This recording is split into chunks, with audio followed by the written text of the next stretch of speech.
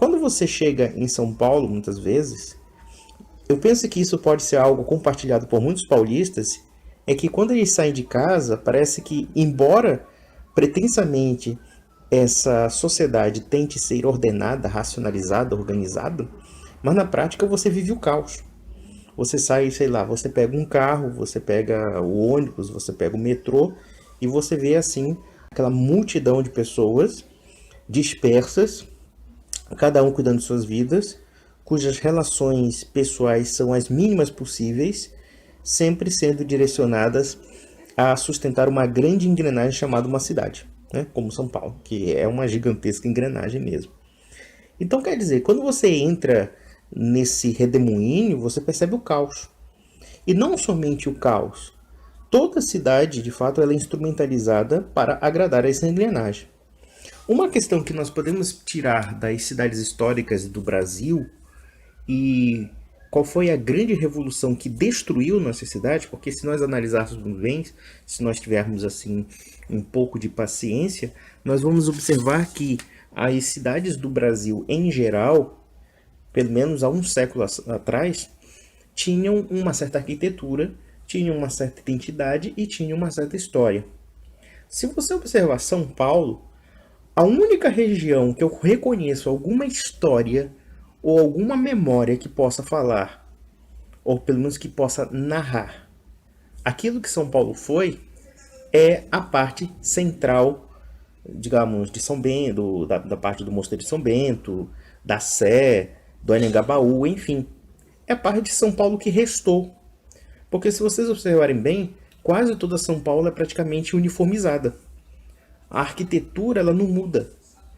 Ela é sempre uma arquitetura comercial, uma arquitetura em geral feia, moderna, quadrada, cheia de cubos, então cheia de figuras geométricas, e não muda isso. E vocês observam que a dinâmica da cidade ela é tão rápida e ao mesmo tempo tão opressiva nesse aspecto, que você observa que, por exemplo, aqueles elementos que podemos reconhecer como uma tradição, como uma narrativa de uma cidade, ou seja, a cidade contando uma história, elas somem de uma hora para outra. Quer dizer, São Paulo daqui a 10 anos será uma outra São Paulo, não será mais uma mesma São Paulo. Não, você não vai reconhecer em si uma continuidade. Você vai sempre reconhecer que a arquitetura está sempre adequável a uma utilidade econômica e ao mesmo tempo, né, baseado numa necessidade momentânea dos consumidores da cidade. É algo que você não vê, por exemplo, em São Luís. Quando você chega no centro histórico daquela cidade, que ainda tem todo um contorno do século XIX, você percebe que algum ponto daquela cidade foi guardado.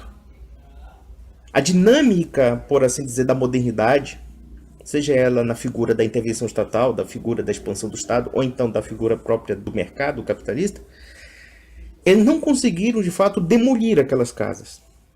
Ou vocês acham que a Avenida Paulista um dia não foi tal como muitos centros históricos do Brasil? Quem conhece a Avenida Paulista no começo do século, antes da industrialização massiva de São Paulo, verá casas belíssimas que foram demolidas para colocar prédios feios, prédios de concreto horroroso, aquele concreto cinzento, né? Ou então, sei lá, você chega e observa como a questão da lógica econômica tem essa perversão. Digamos que você tem aquela casa gigantesca, aquele palácio gigantesco do Conde Francisco Matarazzo, que, se não me engano, estava localizado ali na parte da Paulista. E, por conta de uma questão de custo, o pessoal acabou demolindo a casa para construir um estacionamento e depois construir um shopping e assim sucessivamente. Então, se existe uma grande revolução que destruiu as cidades brasileiras, foi a revolução da urbanização radical.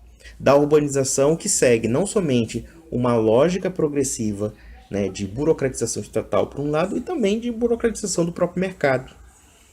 Na verdade, o Estado e o mercado, longe da lenda liberal, eles caminham juntos.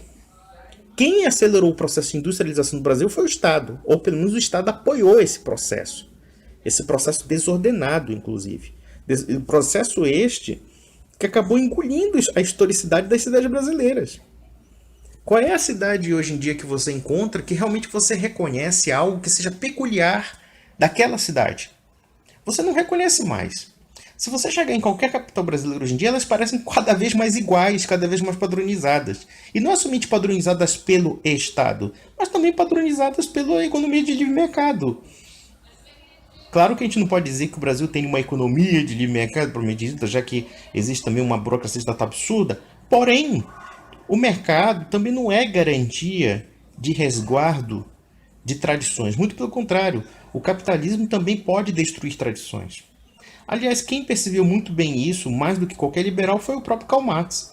O Karl Marx se percebeu no processo capitalista também um mecanismo de agigantamento do poder estatal, como também um processo de destruição das tradições, seja as tradições orgânicas comunitárias, as tradições do campo, as tradições também das pequenas cidades, enfim, a destruição dos valores, etc. Para o quê? Para uma sociedade de massas cada vez mais impessoalizada e cada vez mais diluída em guetos culturais, em guetos religiosos, em guetos éticos, enfim.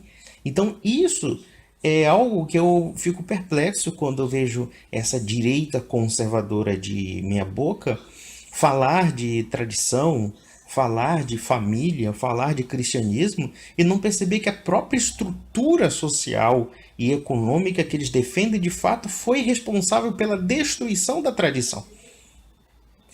E observem que, quando nós falamos sobre essa questão do aspecto tradicional que está sendo destruído no Brasil, uma vez que essa revolução não somente é econômica, como também é uma revolução política, né? É claro que tudo isso está interligado, a política, a economia, enfim, as mentalidades, né? Então você vê que uma cidade como São Paulo, nos anos 30, nos anos 20, até nos anos 30, você pode encontrar ainda prédios muito bonitos, né? Você poderia encontrar ainda uma paisagem que poderia ser reconhecida como peculiar de um determinado contexto histórico, como também de uma continuidade. Mas já que a gente já percebe que, hoje em dia, qualquer cidade do mundo, não somente do Brasil, tudo bem, cidades do Brasil estão cada vez mais padronizadas, cada vez mais feias, o concreto passa a rodo, o Estado financia o concreto, como os capitalistas, os pequenos, médios, grandes capitalistas financiam também o concreto porque é mais barato, né, e não é porque é bonito. Enfim, essa lógica acaba corroendo aquilo que nós chamamos de sociedade tradicional.